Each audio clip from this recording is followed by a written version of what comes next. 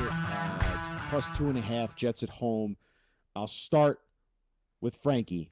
Oh, Give me please. your bold prediction for this game. I'm taking a page out of Mr. Costello's book here that I should have listened to the entire year. Don't think too much. I've been thinking too much. It's a big problem of mine. I'm not going to go into some diatribe here. I'm going chalk. I'm picking Dallas. Dallas is going to beat they're going to beat us, and it's not going to be particularly close. I think the Jets have a lot to work on defensively. Brian Schottenheimer's coming back here. Obviously has a bone to pick, I'd assume, with Woody and the Jets and whatever else he wants to do there. So I'm picking Dallas. I think their offense is just got too many weapons, and we haven't spoken much about Javonte Williams, who I really like as a back on the ground. Jake Ferguson getting his yak and moving across the middle is going to be dangerous. If they run exactly, and I hope they don't, but if they study what Miami did, they can do a lot of similar things. Personnel wise, they got some similarities there. So Dallas likes to use the middle of the field. I think with Jermaine probably not going to play, right? Yeah. It's looking like. So I'm just taking Dallas. I think my score prediction is 27-21. You said not Um, close. yeah, it's going to I'm be just one of those games though. Oh, Like, same thing as the yeah, That's same last thing. week's score. Yeah, last week's score. Yeah, exactly. Yeah, I have last week's score down. So, yeah, it's going to be one of the. I'm not saying they're going to blow us out. Like Ryan, you had what 31-10 last week. I'm not going there, It but was going that way until it a was. It couple was. plays happened, by the way. Yeah, it's going to be somewhat of a game like that. I wouldn't be surprised if at some point we have the lead, then we just give it right back, and All right. that's how it's gonna. That's how the Kaz? cookie will crumble.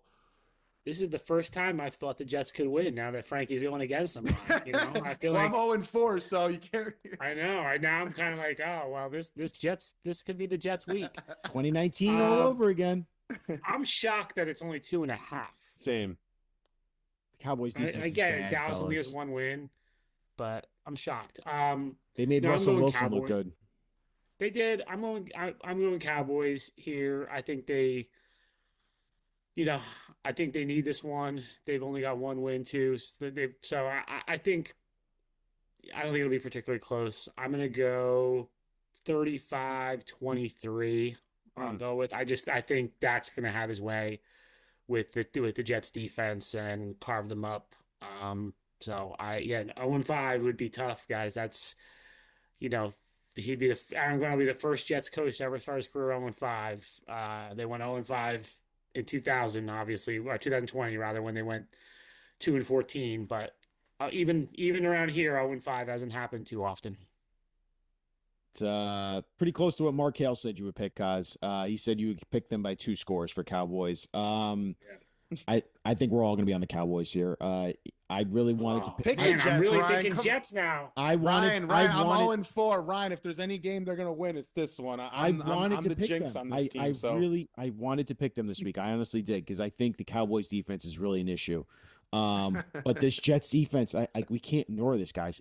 It's putrid. The Jets defense is putrid. It's gross. I hate watching it. I hate watching these linebackers. They can't cover a lick. I think George Pickens might go off against Sauce, and this might be the Sauce's game where, oh, take me out, coach. I got an injury. I'm a little banged up because I made one tackle in the game. So I think this might be tough to watch for Jets fans. Michael Clemens had his best game last week, by the way, Ryan. He's getting better. So I'm just saying he might All right. he might, do some things back there in the backfield. How about So, this? I got Cowboys close 27-24 over the Jets. They cover. Yeah, they cover. No, they don't. They don't cover. No, 2.5, 2.5. Oh, right? the Cowboys cover. Yeah. So Yeah, I think Cowboys the cover, Jets cover. No. Nas, what is the thought with that line, Orion? Like what I would have guessed 4.5, 5.5, 2.5. I mean, I know they're traveling, so it's always around 3 there. It's 3 points for traveling, and basically Yeah. they're saying that this is like a pick'em game on a neutral site. Yeah, I guess. I mean, the Cowboys haven't been that impressive. The Giants game wasn't impressive.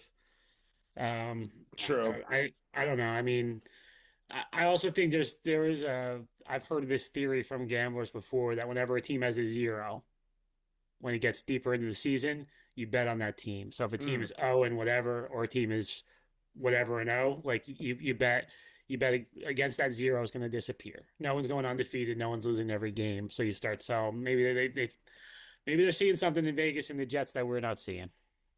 I hear you. I just one final thing, cause you said, and I'm still trying to remember what you said here. You said you can't call a coach for firing, but you just talked about how 0-5 has never happened.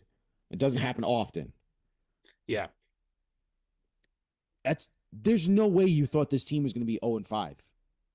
No, I did not think 0-5.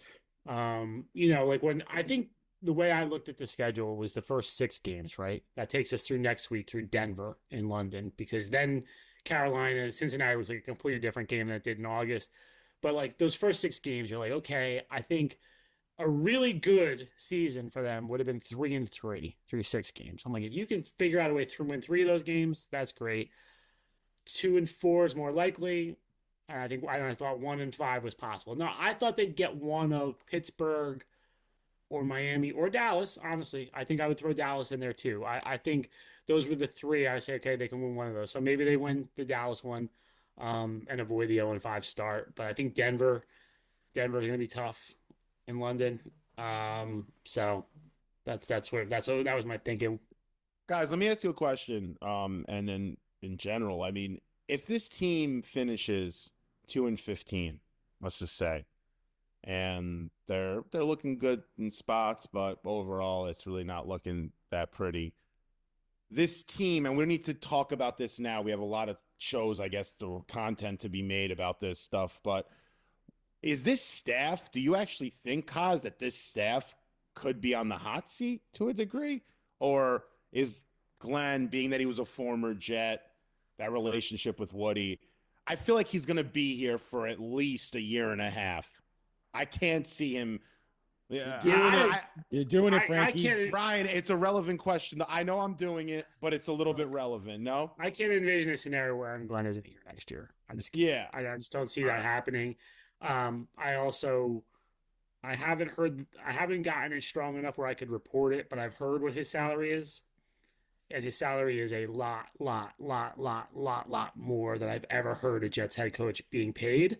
So just from the business perspective, is Woody Johnson really going to eat 4 years of a contract? Like, Damn. I just can't see it happening. Now, when you say staff, that's a different story. True. Because the popular thing right now is to talk about the Lions, right?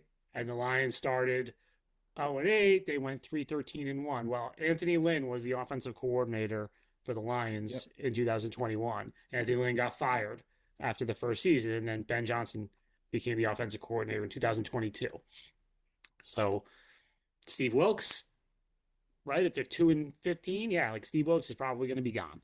There would be changes. You can't run it back after 2-15, but I don't think Aaron Glenn is going to be in any jeopardy.